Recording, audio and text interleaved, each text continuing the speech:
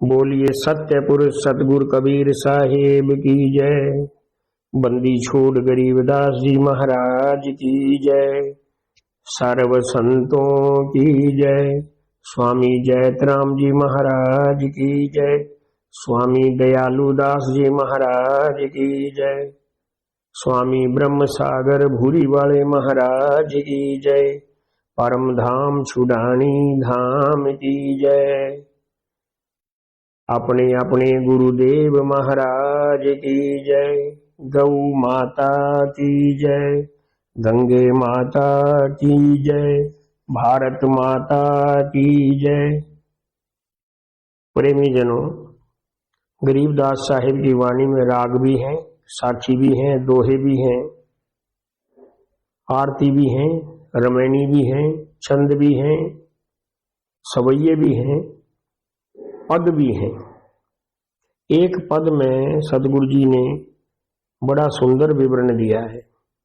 पदों के अलग अलग नाम हैं। यहाँ पर इस पद का नाम जो मैं आपको सुना रहा हूँ झूलने है। झूलने के नाम से बहुत सुंदर पद लिखे हैं और इसमें कई बार सदगुरु जी ने उर्दू के, अरबी के, फारसी के, अन्य भाषाओं के जो उस समय की भाषा में सम्मिलित थे अक्षरों का प्रयोग किया है। झूलने के एक पद में सदगुरु जी कहते हैं, सुन खाक के पूतले बात भैया, पलक मारते खाक हो जाएगा रे। हस्ती फील झूले अर्थ पाल की है, तेरे बहुत लागी घोड़े पाएगा रे। इस महल में आन कर मोद मानी, छिन भंगुरी कहाँ ठहराएगा रे। हंसा गमन कीना खोड, खोड शरीर को कहते हैं।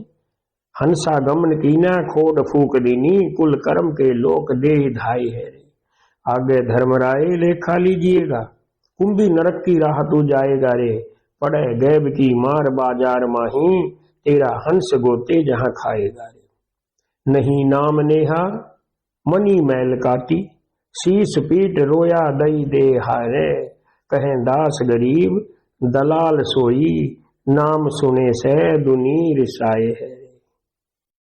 सबको पता है संसार और शरीर नश्वर है, इसलिए गरीबदास साहिब ने अपनी वाणी के झूलने नामक शीर्षक में बड़ा सुंदर ये वर्णन किया है जो आपने अभी सुना। इसमें क्या लिखते हैं, और वैसे भी सदगुरु जी की वाणी संसार की नश्वरता, क्षण भंगुरता, असारता के बारे में कहती है कि दृष्टि पड़े सो फना है, धर अंबर कैलाश, कृतम बाजी झूठ है, सुरत समोगो श्वास। तो झूलने के पद में सदगुरु जी ने बहुत साधारण ढंग से बताया कि हम सबको भी पता है कि संसार मिथ्या है। इस चरम दृष्टि से हम जो कुछ देखते हैं वह झूठा है, सबका एक दिन नाश होना है। इसी बात को समझाने के लिए बंदी छोड़ गरीबदास साहिब ने फरमाया है कि सुन खाक के पुतले बात भैया, मतलब मनुष्य जो है खाक का पुतला है।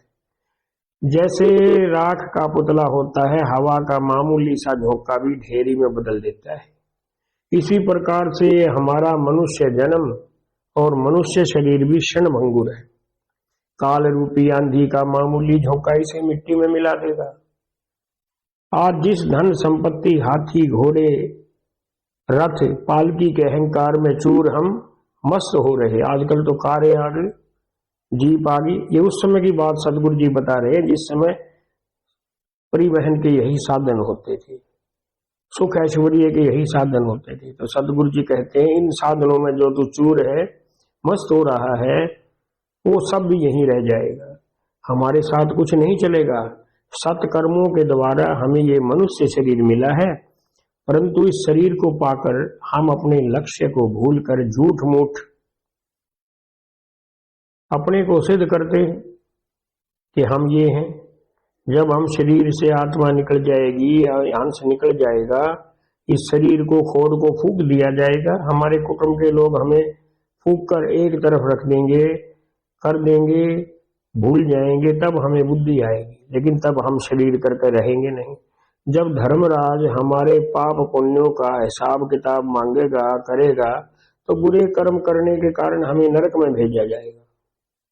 जिस प्रकार किसी वस्तु को एक घड़े में डाला जाए और घड़े को ऊपर से बंद करके रख दिया जाए और उसको फिर हिला देते हैं, तो जो वस्तु उसके अंदर हिल हिलकर रगड़ रगड़ कर छिल जाती है, इसी प्रकार को सतगुरु जी ने बताया कि जीव का जो सूक्ष्म शरीर है नरक रूपी कुंभ में गिरेगा, उसे बहुत दुख भोगना पड़ेगा, यमदूतों की मार सहनी पड़ेगी।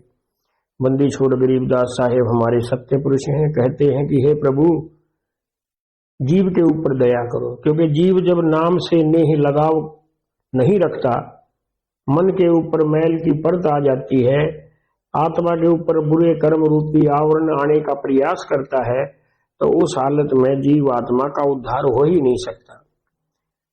परमात्मा से वही मिल पाता है जो दुनिया में रहते हुए भी दुनिया से विरक्त रहे और सतगुरु के सत्य नाम का सुमरण करे। बोलिए बंदी छोड़ महाराज की जय।